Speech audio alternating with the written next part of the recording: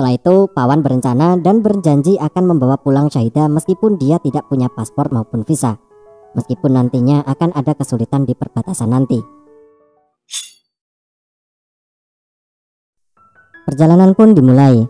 Di tengah gurun, mereka bertemu dengan seorang bernama Ali yang akan mengantarkan mereka menyeberangi perbatasan dengan aman, tapi ilegal tentunya, dan juga membayar sejumlah uang.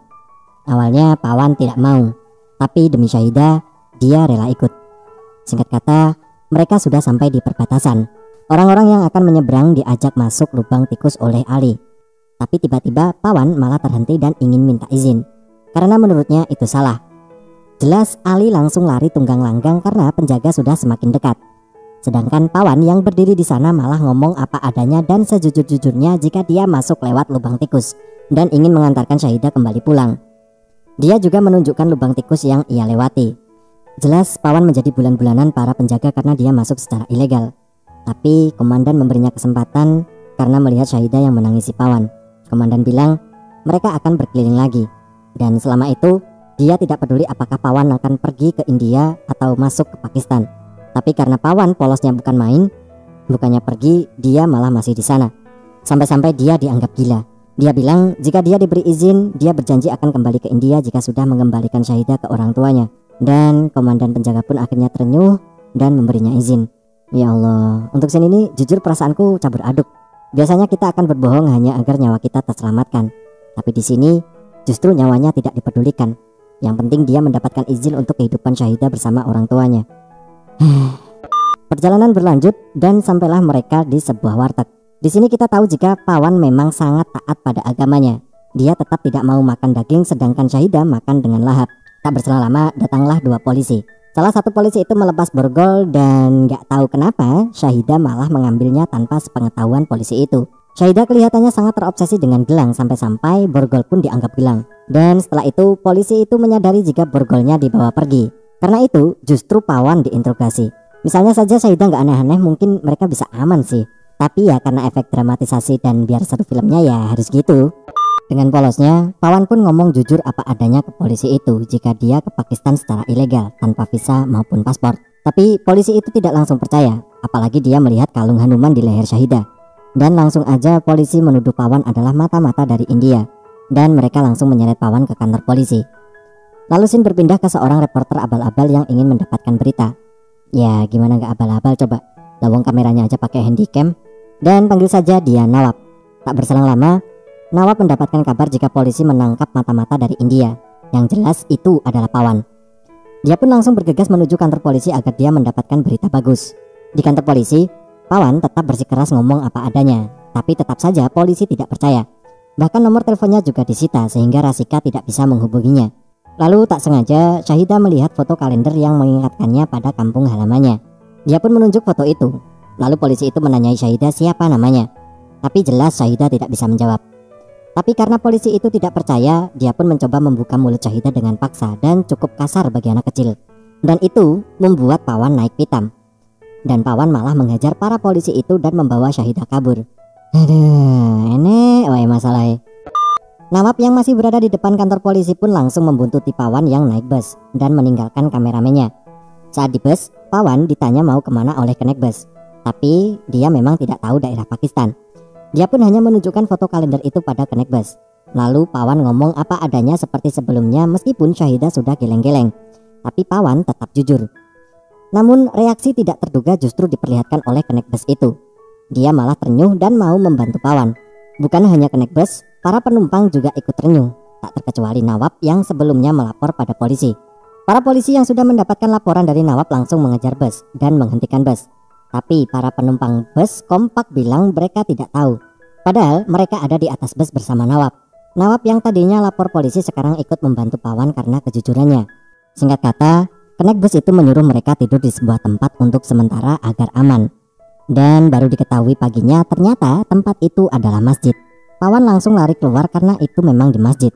Dan tak berselang lama Pawan bertemu dengan sang ustadz. Ustadz itu bertanya kenapa dia tidak masuk.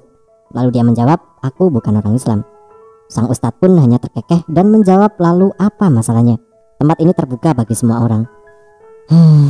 Indahnya jika semua orang bisa berpikiran seperti ini. Pak Ustadz pun lalu membantu Pawan dengan menanyakan pada muridnya tempat yang ada di foto. Meskipun sebetulnya foto itu salah karena ada di Switzerland, namun Pakistan juga memiliki tempat yang seperti itu. Sementara itu, kameramen Nawab ketahuan oleh polisi. Dia pun dikejar oleh polisi-polisi itu. Mereka dianggap sudah membantu mata-mata India kabur.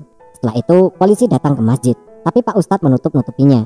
Jelas penjagaan makin ketat karena Pawan sekarang sudah menjadi buronan.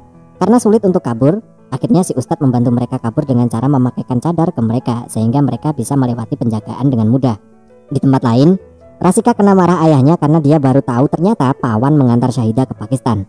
Tapi Rasika balik memarahi ayahnya karena sebab ayahnya lah yang membuat Pawan pergi ke Pakistan. Singkat kata, Pak Ustadz mengantar mereka ke perkebunan. Pak Ustadz menyuruh mereka pergi menyusuri perkebunan.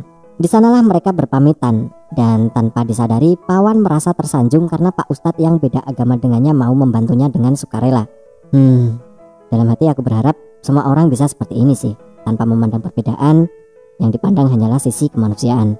Singkat kata, mereka sampai di kedai. Dan datanglah orang yang membawa mobil. Nawab berencana membuat mobil itu mogok dengan memasukkan pisang ke knalpot. Dan rencana mereka pun berhasil. Setelah mereka membetulkan mobil itu, mereka mendapatkan tumpangan. Tapi apesnya, yang punya mobil ternyata kepala kepolisian di daerah sana yang sedang cuti. Bingung Tarake. Aduh, kasihan. Setelah itu mereka malah diantarkan ke kantor polisi. Dan polisi itu meminta anak buahnya mengantar mereka sampai ke rumah. Tapi untungnya Nawab pintar bicara. Dia pun memberikan alamat palsu pada anak buahnya. Tapi apesnya lagi, yang punya rumah malah pas keluar. Tapi Nawab berakting di depan polisi. Sementara itu, kameramen Nawab yang sudah ditangkap diinterogasi oleh para polisi. Mereka menyuruh dia untuk menghubungi Nawab setiap jam sampai dia bisa dihubungi. Di lain tempat, polisi yang sebelumnya mengantar Nawab dan Pawan baru dapat laporan jika mereka bersama gadis kecil yang tidak bisa bicara. Akhirnya dia sadar dan menyuruh anak buahnya untuk mengejar mereka kembali. Tapi Pawan sudah berhasil kabur. Perjalanan mereka pun berlanjut. Dan di setiap momen Nawab selalu merekam Pawan dan Syahidah. Singkat kata, sampailah mereka ke tempat yang mirip dengan yang ditunjukkan Syahidah. Tapi jelas itu sangat sulit. Meskipun mereka mendaki gunung lewati lembah, sungai mengalir indah ke samudra. Itu lagu Ninja Hattori deng. Ya, meskipun mereka sudah mencari dan bertanya pada orang-orang, tetap saja rumah Syahidah sulit ditemukan. Karena sudah mentok, mereka yang sedang cangkruan di warung pun mulai bercengkrama. Pawan berencana akan menyerahkan diri ke polisi.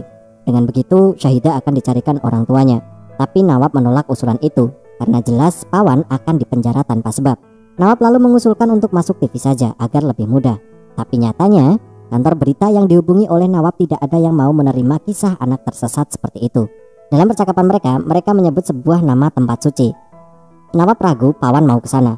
Lawang sama masjid saja dia kabur. Tapi Pawan bilang, aku rela masuk ke tempat suci manapun demi Syahidah. Dan tak berselang lama, kameramen Nawab menelpon. Jelas Nawab langsung memberitahu lokasi yang akan dikunjunginya. Keesokan harinya, mereka sudah sampai di tempat suci itu. Nawab menyuruh Pawan untuk duluan. Pawan pun langsung berdoa di sana yang semestinya bukan untuknya sambil menggendong Syahidah yang tertidur. Padahal waktu itu, ibu Syahidah ternyata juga ada di sana. Namun memang belum waktunya bertemu. Sementara itu, Nawab merekam dirinya dan membuat berita tentang Pawan yang rela dicap sebagai mata-mata demi mengantarkan Syahidah kembali ke pelukan ibunya. Dan lalu Nawab pergi ke warnet dan mengupload beritanya ke YouTube. Tapi baru saja dia selesai, Nawab melihat kawanan polisi datang bersama kameramennya. Untungnya Nawab tidak terlihat. Nawab langsung mencari jalan lain dan mengajak kabur Pawan. Setelah itu mereka mengelabui polisi agar mereka tidak dikejar. Malamnya, Nawab memperlihatkan rekamannya. Dia bilang, internet sekarang sangat kuat dan mungkin bisa banyak membantu. Syahidah waktu itu ikut menontonnya. Dan terjawablah doa mereka. Syahidah melihat ibunya di rekaman itu saat turun dari bus. Setelah itu, Pawan meminta Nawab mencari info bus yang ada di dalam rekaman. Paginya, mereka menunggu bus yang sama datang. Setelah itu, mereka menanyai supirnya dari mana bus itu berangkat.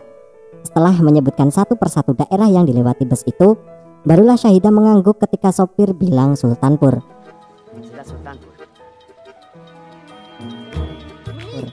Akhirnya sekarang mereka sudah tahu di mana Syahidah tinggal. Namun video Nawab ternyata tak hanya mendatangkan berkah, tapi juga musibah. Karena video Nawab, polisi jadi tahu jika mereka telah dikelabui. Lalu para polisi langsung menghubungi setiap kantor polisi untuk mengejar mereka dan memeriksa semua kendaraan yang ada. Tibalah saatnya bus mereka diperiksa. Lalu dengan sukarela, Pawan menjadi umpan agar para polisi mengejarnya. Sementara Nawab mencari rumah Syahidah. Sampai akhirnya momen haru Syahidah bertemu ibunya terjadi dan direkam oleh Nawab.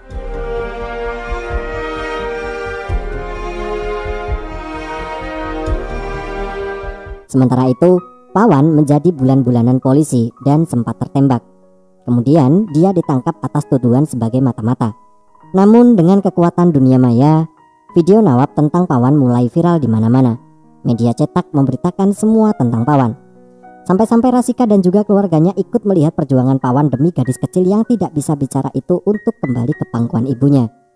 Namun Pawan yang masih di penjara sudah diplekoto habis-habisan oleh para polisi. Dan parahnya, para petinggi polisi itu tidak peduli apa kata media, meskipun rakyat Pakistan sudah simpatik dengan Pawan. Namun setelah informasi berhasil didapat dan kenyataan yang sebenarnya sudah muncul, para polisi itu tidak ingin menodai kehormatan negaranya karena menangkap orang yang salah.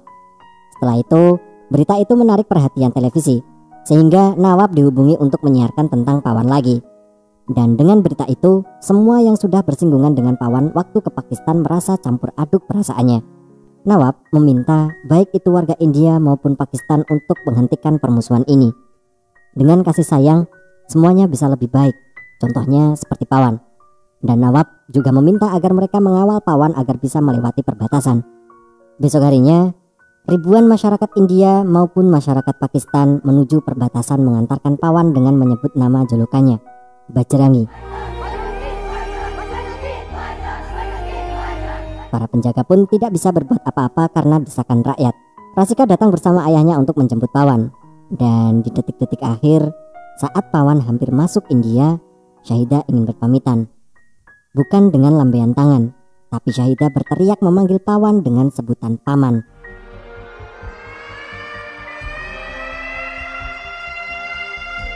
Akhirnya Syahidah bisa bicara. Ya, akhirnya Syahidah bisa bicara. Syahidah lalu berlari menuju Pawan, dan Pawan pun mengangkatnya. Dan film pun berakhir husnul khotimah.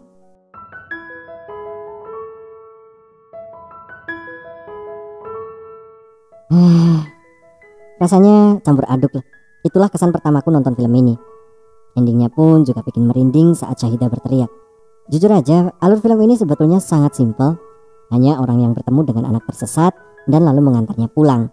Tapi yang bikin ini seru, dia ngantarnya ke negara lain loh. Apalagi negaranya saling bersih tegang. Kalau nganterin anak hilang beda RT sih gampang. Udah gitu, makna dan pesan yang disampaikan dalam film ini sangat dan sangat dalam. Ayolah, hentikan permusuhan. Kita pasti bisa kok menjadi sebuah contoh perdamaian tanpa rasisme, tanpa memandang agama. Yang kita pandang hanyalah kita sama-sama makhluk Tuhan. Setidaknya, jika kau tidak suka perdamaian, janganlah buat permusuhan. Sok bijaksana. Dan satu lagi, jadilah orang yang jujur seperti Pawan. Berkatalah jujur meskipun pahit rasanya. Dan percayalah, suatu saat kebaikan akan menghampirimu. Ya udah deh, itu dulu videonya. Saya Reza undur diri and see you next time, seluruh.